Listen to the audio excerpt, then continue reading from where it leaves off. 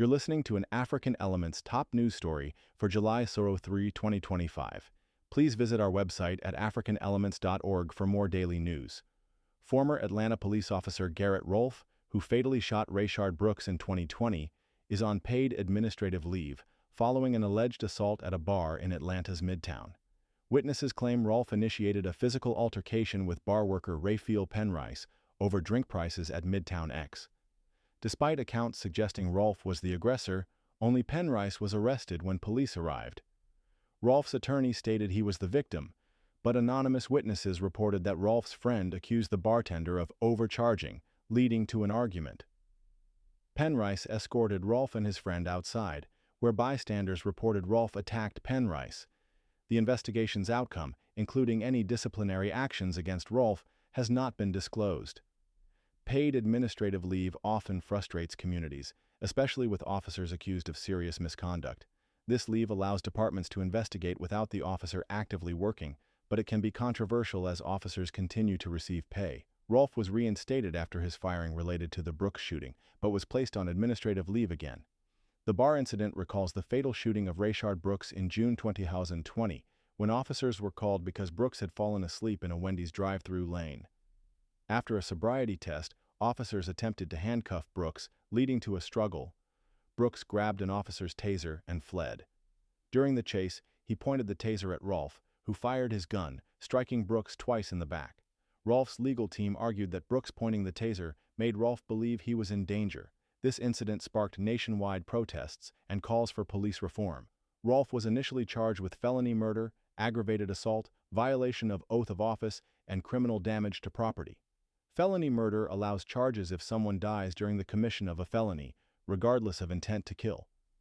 Despite severe charges, Rolfe was reinstated after the Civil Service Board ruled the department did not follow due process in his dismissal. Due process requires the state to respect legal rights, including notice of charges and a fair hearing. The board's decision was based on procedural grounds, not on Rolfe's policy violations. Ultimately, the murder charges were dropped, with the special prosecutor stating Rolfe's actions were objectively reasonable. Rolfe has faced scrutiny before. In 2015, he was involved in a shooting incident where officers fired at a suspect in a stolen truck. The review of that incident remains unresolved. Rolfe was reprimanded in 2016 for pointing his gun at a car and faced accusations of harassing a black man in 2015. In August 2020, the Fulton County District Attorney sought to revoke Rolfe's bond after he allegedly traveled to Florida without permission. Brooks's widow, Tamika Miller, expressed being baffled by Rolfe's bond violation. The repeated incidents involving Rolfe fuel community concerns about police accountability. While Miller expressed dismay over the bond violation, broader community responses to Rolfe's recent bar incident and reinstatement are less publicized. A crowd gathered outside the Wendy's when charges against Rolfe were announced, indicating public interest. The family attorney for Brooks expressed disappointment with Rolfe's reinstatement, noting previous promises of justice. Many questions remain about Rolfe's conduct and institutional responses. Specific Atlanta Police Department policies regarding officer conduct and disciplinary procedures are not detailed.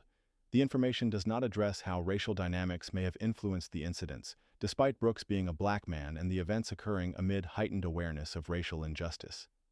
The pattern of incidents involving Rolfe highlights challenges in achieving police accountability. The community's call for justice for Brooks remains strong, with many believing Rolfe should have never been cleared for the shooting. The perception that law enforcement can act with impunity impacts trust between police and communities. Ensuring transparency in investigations, consistent disciplinary procedures, and clear communication about outcomes are crucial for rebuilding trust. The ongoing saga of Garrett Rolfe underscores the work needed to address police conduct and ensure justice for all community members. Copyright: African Elements.